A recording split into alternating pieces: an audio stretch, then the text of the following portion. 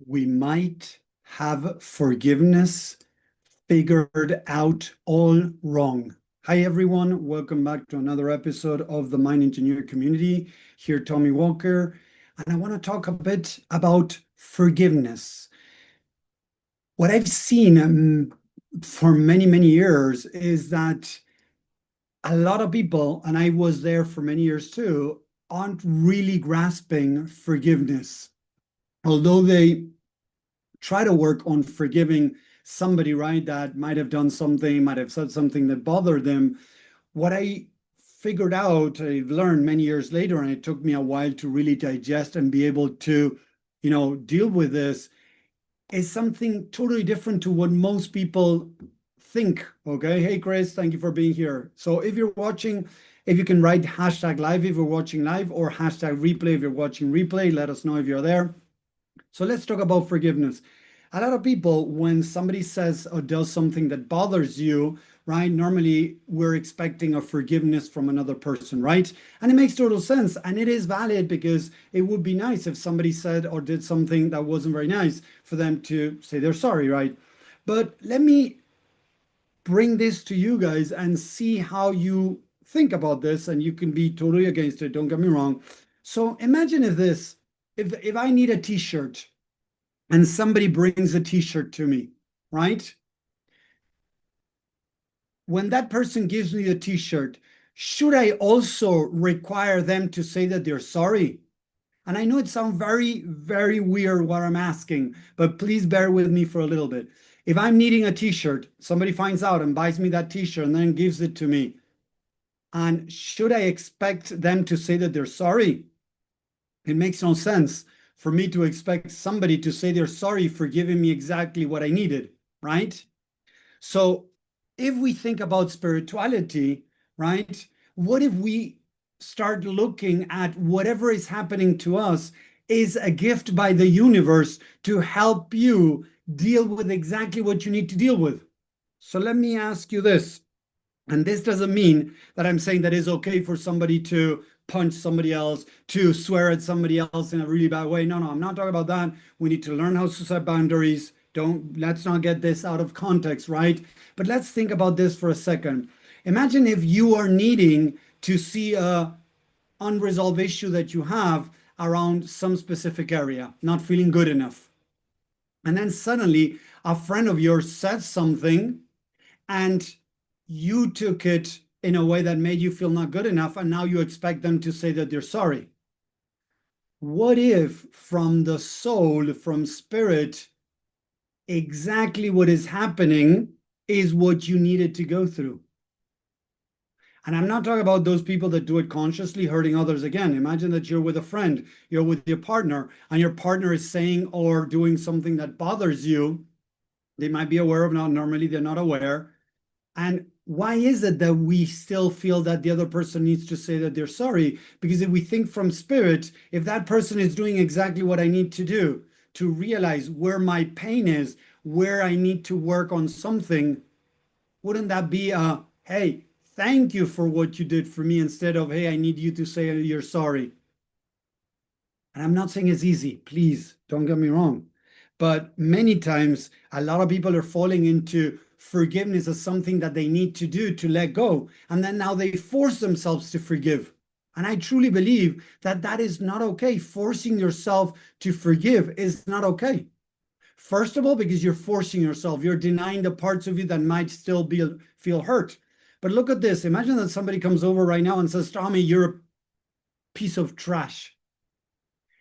That is going to bother me to the degree that I already believe it.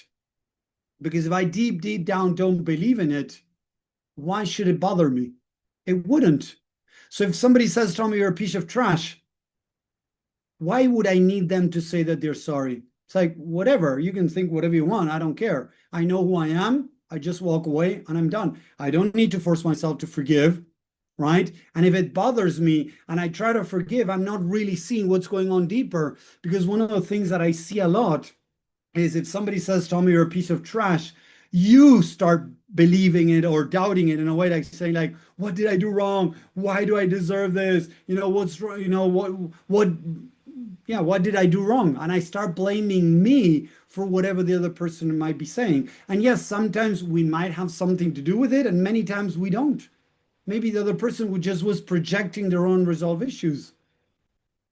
So when we start seeing this, it makes it easier to deal with these things.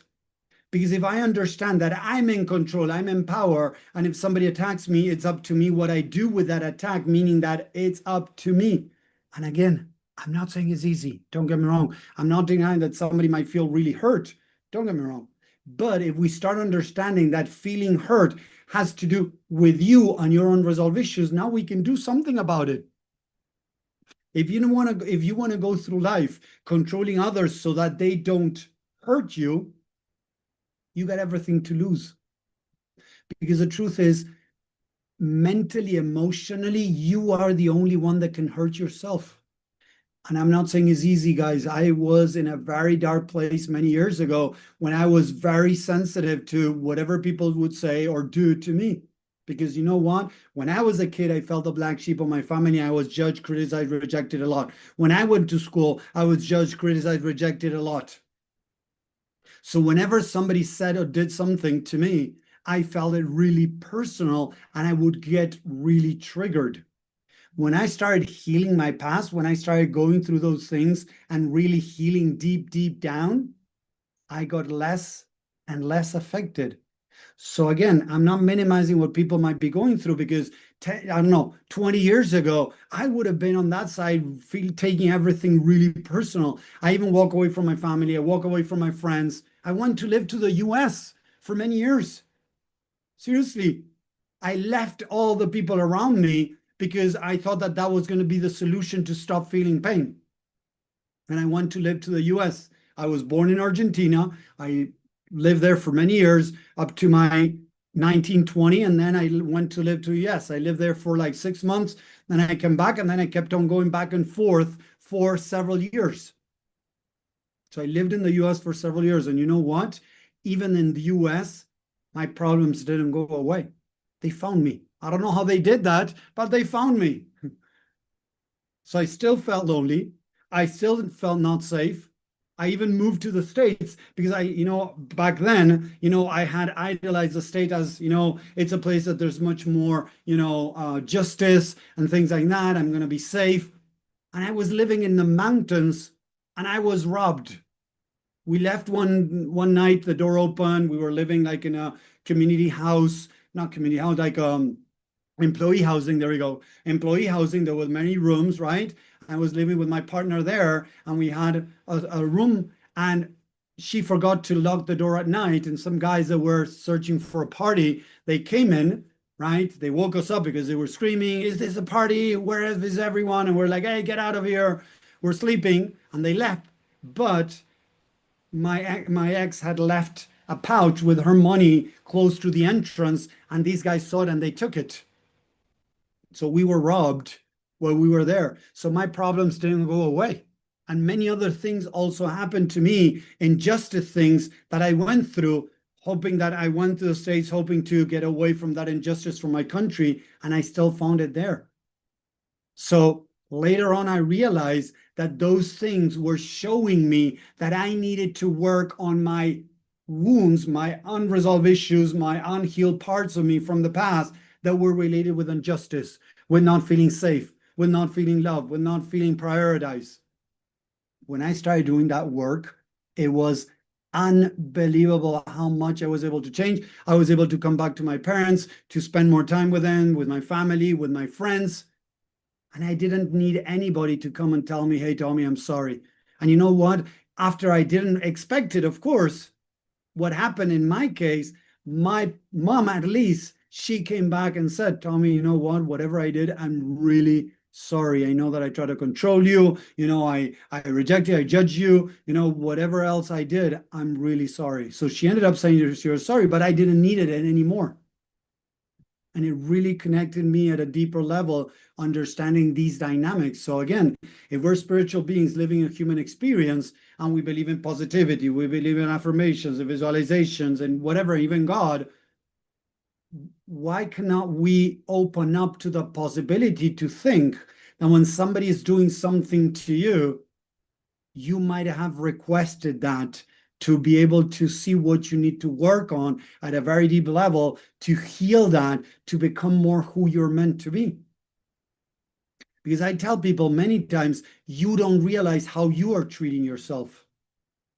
And I was there again for many, many years. I didn't realize how I was treating myself, and I was treating myself like crap, like a piece of shit. Seriously. And of course, I was seeing people around me that were treating me the same way. And yes, I fell into all of them are narcissists, all of them are blah, all of them are blah. Like all of them were the problem. And I never realized till very later that I was all of those things behaving towards me. I was very judgmental. I was very critic to myself. I was judging myself all the time. I was rejecting myself all the time. So if I look to the narcissistic traits, I was like that to myself for many years. And then, yes, I could see narcissistic traits on the outside, but it was a reflection of me, not so much of them. It's so easy now out there. Now there's courses, books, videos on how to spot narcissistics out there, right? But the truth is, if you're feeling hurt, start seeing how you're treating yourself, because I promise you, if you are seeing narcissistic people on the outside and that is hurting you, I guarantee that you are being narcissistic, are acting, behaving narcissistic towards yourself, judging, rejecting, criticizing, making fun of yourself. Oh, I'm so stupid. Oh, how stupid I am. How could I accept it or whatever? How could I do this? When you judge yourself, look at the narcissistic traits, and you're going to find that many times you fall into those traits too. So let's stop trying to find that on the outside, start working on the inside, and suddenly on the outside is going to start dissolving. It's not going to affect you. Somebody can come to me. I've been in classes, I've been in talks where somebody said, all of this is a load of crap, Tommy. And I said, you know what? You're invited to leave if you want to. That was it. I didn't swear at them. I didn't get into a fight with them. I didn't need to prove them anything. I said, you know what? If you don't like it, there's the door. I invite you to leave. Thank you very much. That was it. So what I want to bring here, again, watch out, because this could be taken a very bad way. I'm trying to help you guys really become empowered in your life. Stop trying to control others and start working on healing and managing how you treat yourself. Because how you treat yourself, you're going to see it on the outside and it's going to really hurt. But it's the consequences on how you're treating yourself. So again, I'm not saying that I'm not going to set boundaries to a person that is behaving in a narcissistic way, a person that is, bullying me, a person that is trying to put me down. But it's up to me. It's up to me, nobody else. And it took me a while to be where I'm at. But I'm trying to show you guys that you can be here too.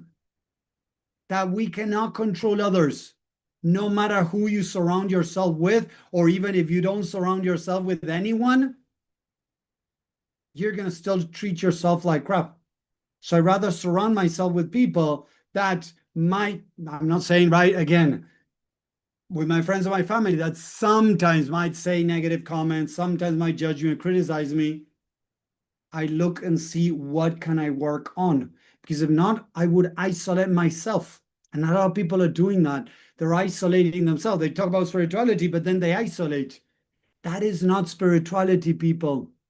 Isolating yourself is not spirituality. I get it. That is a protective mechanism. I did it for a long time. Don't get me wrong. I said it. I left my family. I left my friends. I left the country, finding a new life in the States. But the problems caught up to me. Everything caught up to me. I couldn't run away. So what I want to bring here is you can do whatever you want.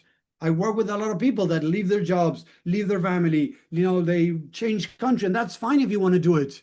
But also work on this, please. Because if not, you're going to find the same problems wherever you go.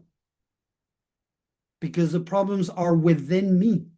It's me, not so much the environment. There could be something going in the environment, don't get me wrong. but it could be a reflection of what I need to work on myself. So the idea is to be able to become empowered, to be able to deal with these things, heal so they don't affect us, no matter where we are.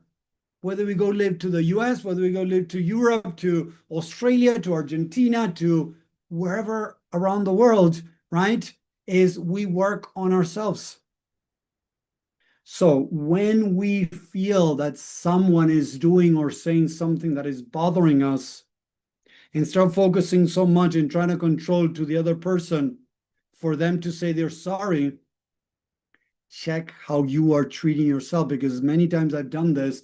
Hey, Tommy, I'm sorry that I made you feel like crap. Hey, Tommy, I'm sorry that I treated you like crap. I said what I was expecting the other person to say to me. And it brought some relief. And as I practice this more and more, it brought more relief.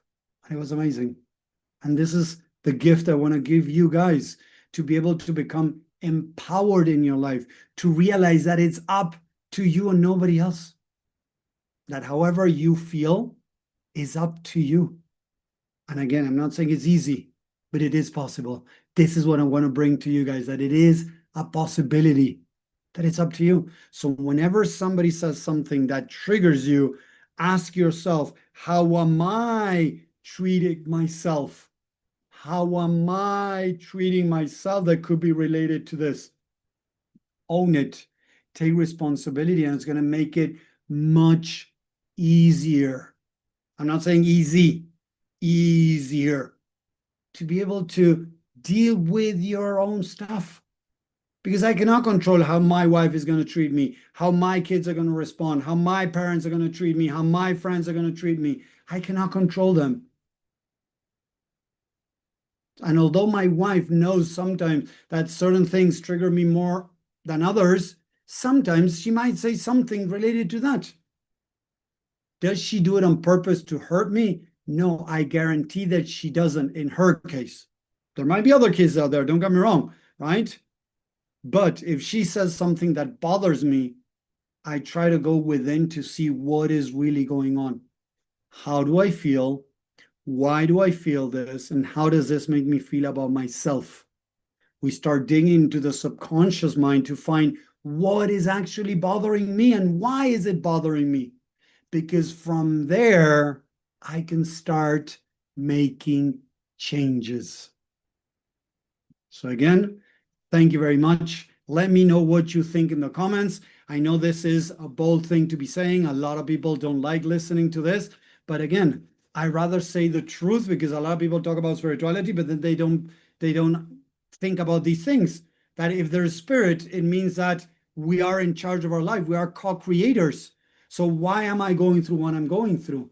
And that doesn't mean that I need to set boundaries. And maybe I got my partner or a friend or somebody is treating me like crap, and set a boundary or walk away. Don't get me wrong. But then use that and say, okay, how am I treating myself?